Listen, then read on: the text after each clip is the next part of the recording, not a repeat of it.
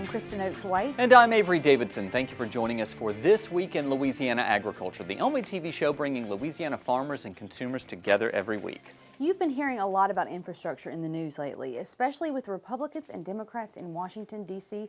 trying to come together on what could be more than a $1 trillion spending measure. That money would be used on things like ports, bridges, and roads, things important to all of us and vital to agriculture. And if you want to see how infrastructure affects farmers, all you have to do is drive the routes grain trucks use in Morehouse Parish.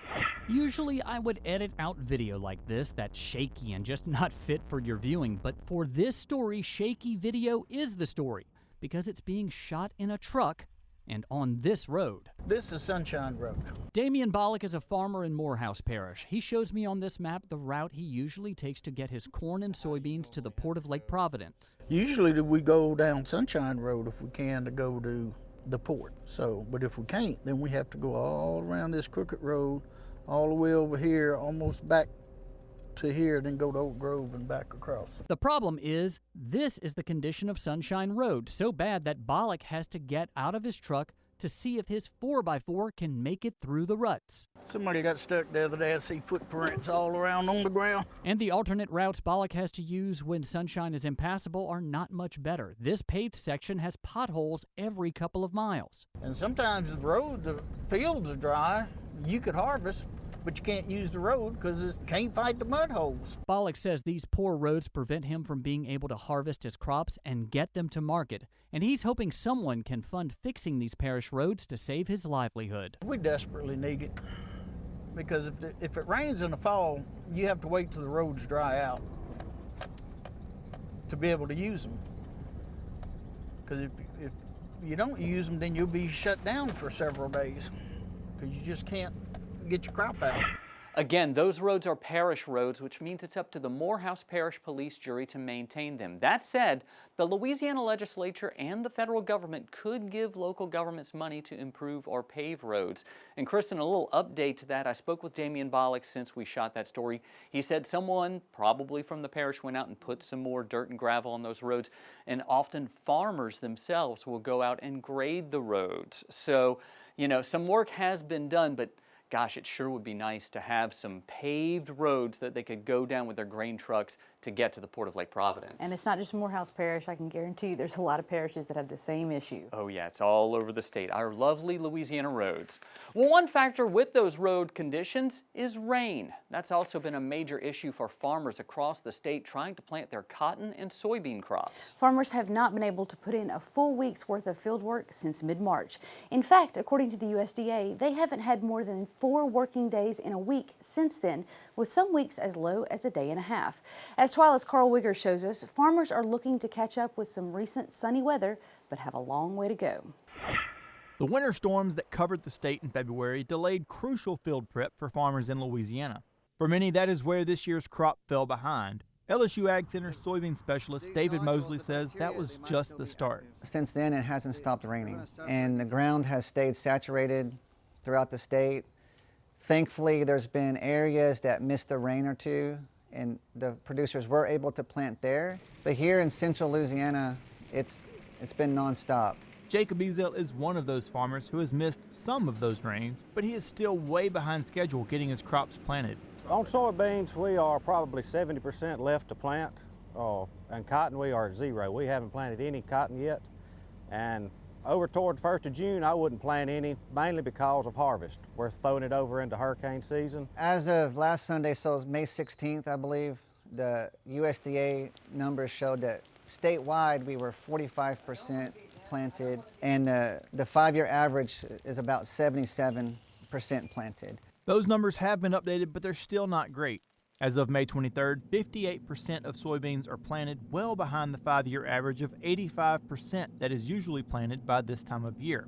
Statewide, we would generally say from mid-April, maybe April 10th to approximately mid-May. That would be generally the optimum planting window for soybean. Later on, middle of April, end of April was the next, planting date, planting window. Those crops are not near about as pretty. It is saturated. It has really hurt the corn crop. Soybeans, I've seen a good bit of soybeans that's had to be replanted. Everything has just been pushed back a month, really, a whole month later than usual. Generally speaking, if you plant past that window, the yield should start dropping a little bit every day that you get past the planting window. As farmers are pushed further behind schedule, they're adapting their plans to fit around the weather. Our plans change week to week, day to day. I was going to plant cotton on all of this, and I wasn't able to come in here and spray it and work it up and get it planted in a timely manner. So I changed all of my acres from cotton to soybeans here and moved my cotton somewhere else that's already prepared to plant. I went into this year not planning on planting any corn, just doing 50-50 cotton, soybeans. As of today, I'm probably going to be 20% cotton and the rest of it soybeans, and it's mainly because of timing.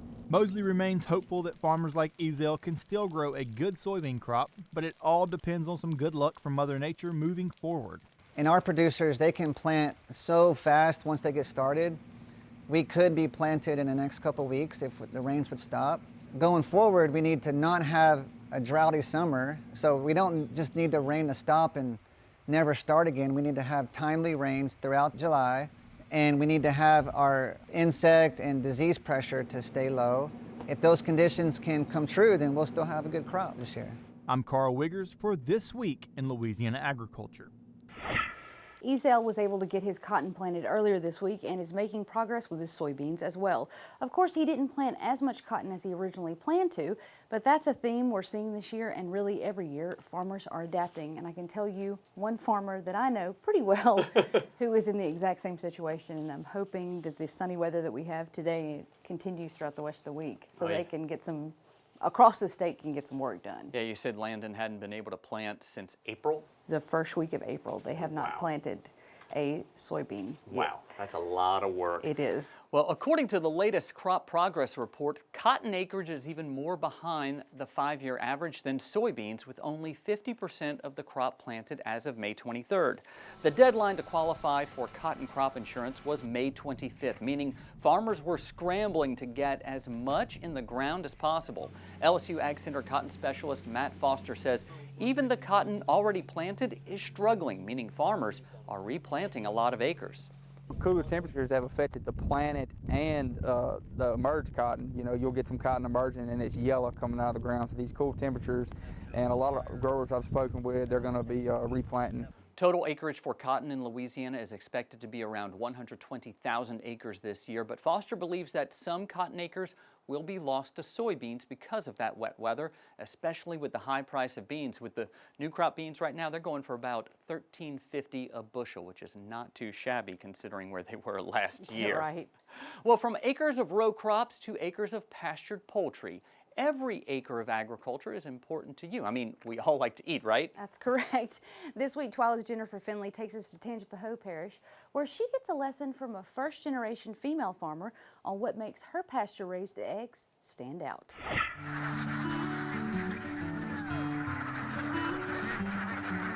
This morning, we're in Loranger, Louisiana with Ashley Baradell of A&A Acres. Today, we're going to learn all about her chickens, chicken eggs, duck eggs, and what it means to be pasture-raised. They get some in the morning, some in the evening, or they won't go back in. You are at A&A Acres. It's my husband and I's farm. It's in Loranger, Louisiana, and we raise chicken eggs, duck eggs. We raise chicken broilers for meat. And then we also do some grow outs for people's own backyards. It's gonna rain. We don't want wet feed. So what are you doing right now? I am just removing the feeders out of the A-frame so that we can move this. We got these homemade feeders I made out of a bucket. Yeah, how'd you learn how to do all this? I mean, YouTube, you know, I went to the store and I bought galvanized feeders and noticed it has no top. They just don't hold up. So YouTube taught me to take a paint bucket. Take a paint bucket and cut some, I'll lift it up, cut holes in it and it just gravity feeds, slap the lid on, and you have a feeder with a bowl. How fun is it to call yourself a farmer? Really fun. At first I was a little bit, you know, I have a bachelor's of science in geography and I was in the corporate world, and at first I felt a little bit like, I don't know, not thrilled, but once, you know, COVID and everything happened, my whole family was coming to me. I need eggs, I can't get meat, you know. Now I feel like a superhero being a farmer. So some of my chef friends are absolutely cuckoo about duck eggs versus chicken eggs. Why? Not only do they have higher nutrients, but they have a creamier texture, they're larger, the yolk to the white ratio is bigger, and they make baked goods rise higher. Everything that you want to have in your culinary experience, but better in my opinion. So what have we done here? You opened them up and boiled them so that we could see. I did. Okay, so this is so cool. So this is a chicken yolk, and this is a duck yolk. So the duck yolk is larger in ratio to the white. It's not just a larger egg, it's the yolk is larger inside too. It also has a creamier texture, so you can see the more of a texture in the yolk itself. And that lends itself wonderfully to baked goods or lemon curds. Do you love what you do? Absolutely. I've never been happier. I tell you, it wasn't 2 weeks after I was laid off, and I went and bought some more animals and just started planning, and my 13-year-old son came up to me. He was 13 at the time.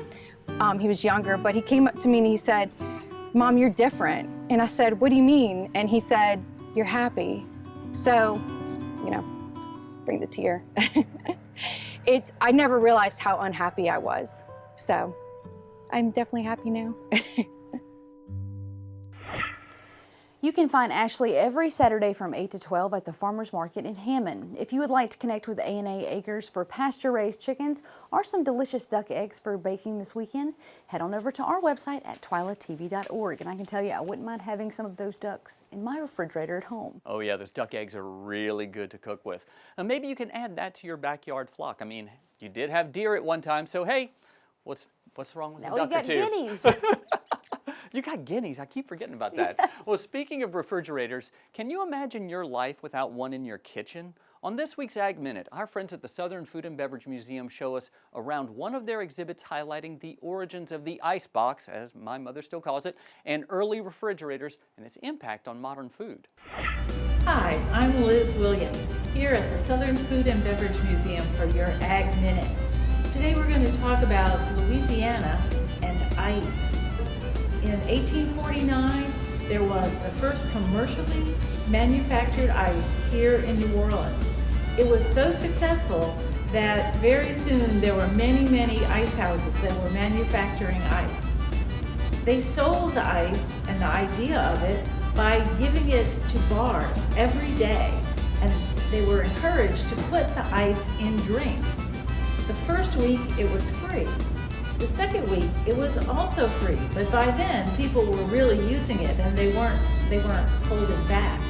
By the third week they had to pay if they wanted ice, and there was no turning back. So next time you have a glass of iced tea or a lemonade, enjoy your ice. To visit this exhibit or others like it, you should check out the Southern Food and Beverage Museum. You can learn all about it and plan your trip by heading to our website at twilatv.org. Still to come on Twila, how 4-H helped discover an American Idol finalist. But first, have you priced lumber lately? We find out why you're paying so much up next. Stay with us.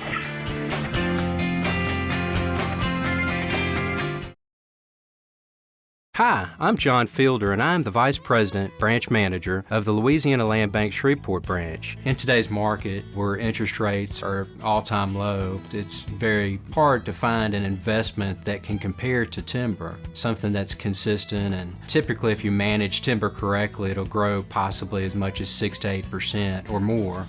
If you're looking for that loan for timber, for recreation property, for cattle, crops, call me, John Fielder at the Louisiana Land Bank. It's a well-known fact that here in Louisiana, sugarcane is more than just a crop. It's a way of life. It creates more than 16,000 jobs across the state and an additional $3 billion boost to our state's economy. And Louisiana's cane families always give back to the communities where we live, work, and play. Louisiana sugarcane, making life sweeter, naturally. Sugarcane, sweet sugarcane.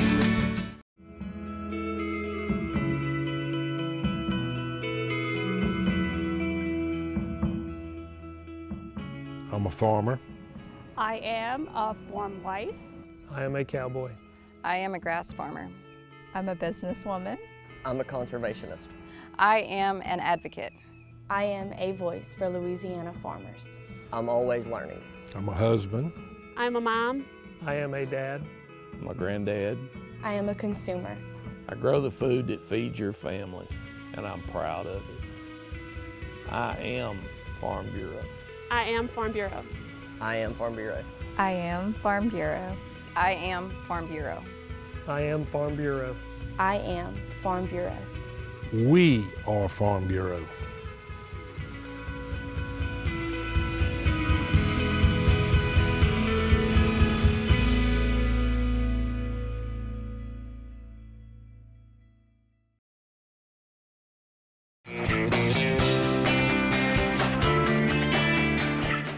If you've tried to do any home improvement projects or maybe looking into a privacy fence or a chicken coop like me, you already know that lumber prices are super high right now. Yeah, lumber prices have increased more than 300% during the pandemic. As Craig Gautreaux shows us, new home construction, remodeling of existing homes, and a tight supply of lumber all contribute to the dramatic increase.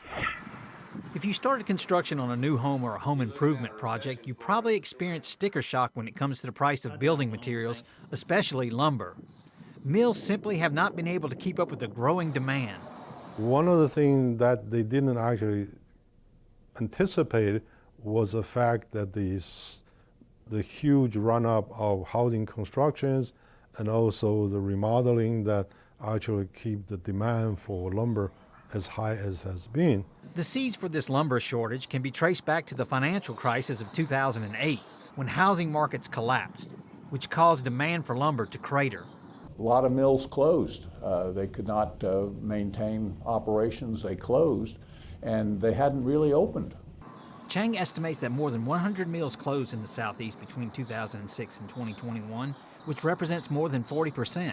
On the other end of the equation, landowners have not seen any significant increase on the price they receive for their timber. High prices and the low stumpage price is probably going to be here for a while until somebody break that status quo and brought a new mill in. Vandersteen is adamant the spike in lumber prices is not because of a severe shortage of trees. That's completely false. We have more wood in our forest now than we had 50, 100 years ago. The problem that we have is that we don't have enough facilities to utilize all that's growing. Both Chang and Vandersteen believe this is an excellent time for lumber producers to invest in Louisiana because of the state's abundance of timber. With the LSU Ag Center, this is Craig Gautreaux reporting.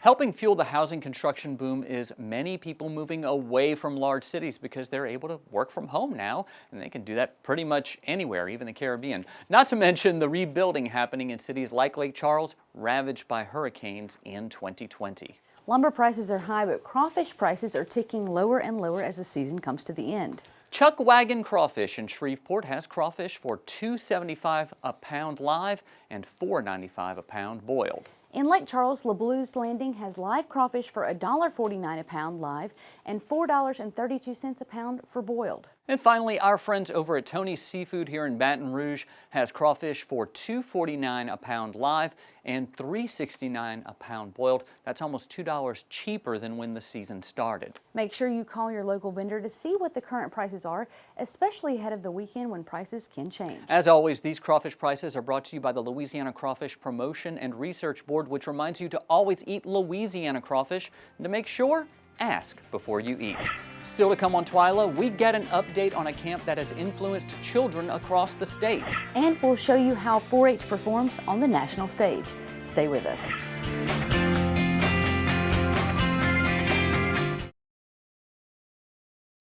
Landowners are minding the Louisiana forest for our grandchildren.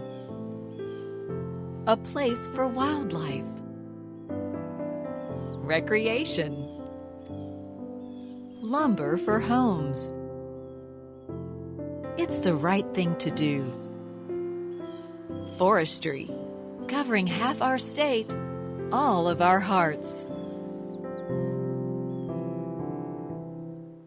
Louisiana oysters, salty, sweet, and delicious. But have you ever thought about what happens to all those oyster shells? Most of them end up in trash cans and landfills. The Coalition to Restore Coastal Louisiana is changing this with its oyster shell recycling program. And you can help by visiting these participating restaurants. It's a simple and delicious way to restore our coast. The shells will then be used to sustain and rebuild oyster reefs. Remember, once you shuck them, don't just chuck them. Jason, let's go see your room.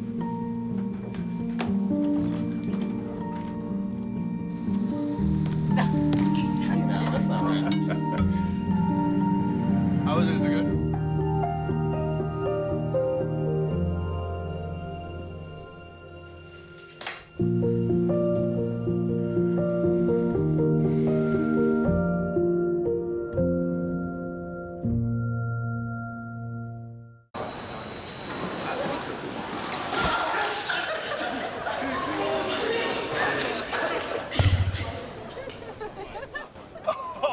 That's low. That's low and below. Look, he's blushing. Seriously. Okay.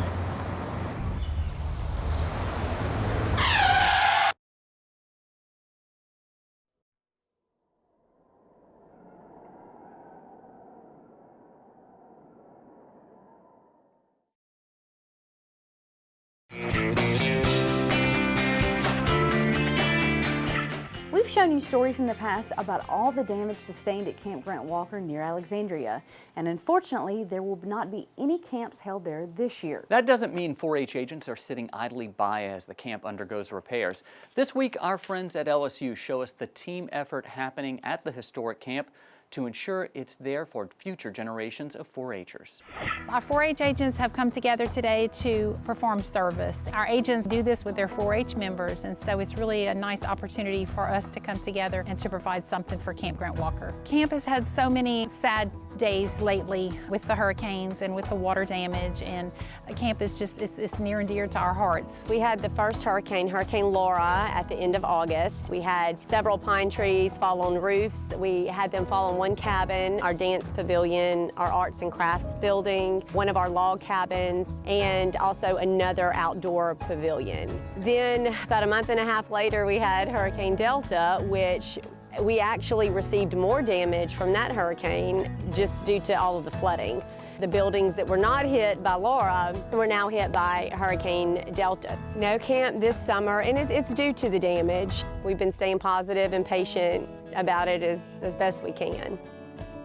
So we decided to come do some projects that, the kids could benefit from once they're back. We're painting a backdrop that can be used no matter who's at camp. It's kind of a general camp theme. And then they're doing all the bulletin boards in all of the classroom buildings. Some fun, inspiring things for the kids. Camp is a pretty wonderful place. If you talk to people who have been campers a long time back, they remember camp. They remember the time that they spent here at the dance or at the archery range or at the pool. Just a lot of opportunities, and that's what 4-H is about. It's about providing kids opportunities that they might not have at home or in their community. I think the most important thing that happens is that they're away from their parents. It's their first time that they get to actually, make choices and do, things that they know they pick for themselves. Everything from arts and crafts to shooting, hunter safety, to getting in the creek, which they may never have done either. If they live in a city, that's not something they've experienced before. Camp is just something we can't really replicate somewhere else. Camp is a special place. One way you can help Camp Grant Walker is by donating to the Louisiana 4-H Foundation. They have a special fund set up for Camp Grant Walker. We have a link to give on our website at twilatv.org. If you're an avid fan of American Idol, you know this season's finale just wrapped up with a show-stopping finale and naturally a new American Idol. And Kristen, sadly, I didn't watch this year. I think I haven't watched until the guy, James, who did all the heavy metal songs, was on there. That was probably the last time I watched. But did the person you want to win this year? I was invested this year. I Were watched you? From front to back, and I liked the one that did win, but Okay. my favorite was kicked off about 2 episodes ago, Hunter. There we go. There's so many cute young ones on there. But what you may not know is that one of the top 2 finalists is a proud 4-H alumni. Georgia native Willie Spence just narrowly missed being crowned champion of season 19 of American Idol, instead finishing in 2nd place. But long before he was in the spotlight of American Idol, Willie was judging chickens and sharing his talents with his 4-H club. He became a breakout star of the 4-H performing arts group Clovers & Co., which is where Spence became comfortable on stage and gained experience in showmanship. In this week's Twila Boost, we share an uplifting clip featuring one of Willie's Clover & Company performances.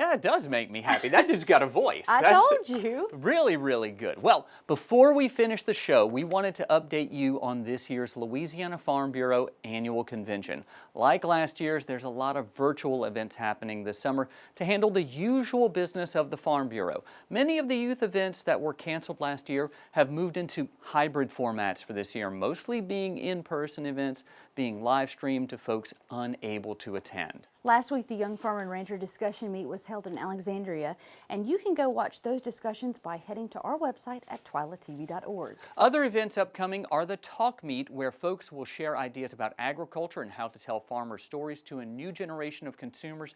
That event will be held on Friday, June 4th at 10 a.m. On Tuesday, June 2nd, the Queen's Competition Top 10 contestants will be announced at 6 p.m. Then on Saturday, June 5th, we'll live stream the 2021 Queen's Top 10 competition that will finish off with the crowning of a new Louisiana Farm Bureau Queen to represent the organization across the state and beyond. That event will begin at 2 p.m. Finally, the Young Farmers and Ranchers Business Session will be an in-person event in Alexandria, but you'll also be able to watch it online as it will be live streamed. This is one you want to be sure to tune into so you can learn the winners to all of the events this year, including the Discussion Meet, Excellence in Agriculture Award, Outstanding Young Farm Woman, and the Achievement Award. This event will be Saturday, June 12th at 10 a.m. You can find all of the details on these events at the 2021 Louisiana Farm Bureau Convention website, which we'll link you to on our website at twilatv.org. Well, that does it for this edition of Twila. We're going to take a week off to enjoy Memorial Day with our families, but we're coming back with profiles of the finalists for the Louisiana Farm Bureau Young Farmers and Ranchers Achievement Award. Until then, you can watch all of our stories online at twilatv.org, and be sure to like us on Facebook, follow us on Twitter and Instagram. You can also find all of these stories and a whole lot more on our YouTube channel. Be sure to subscribe, turn on those notifications so you'll know when we put out new content. For all of us here at Twila, thanks for joining us. We hope to see you again right here next week.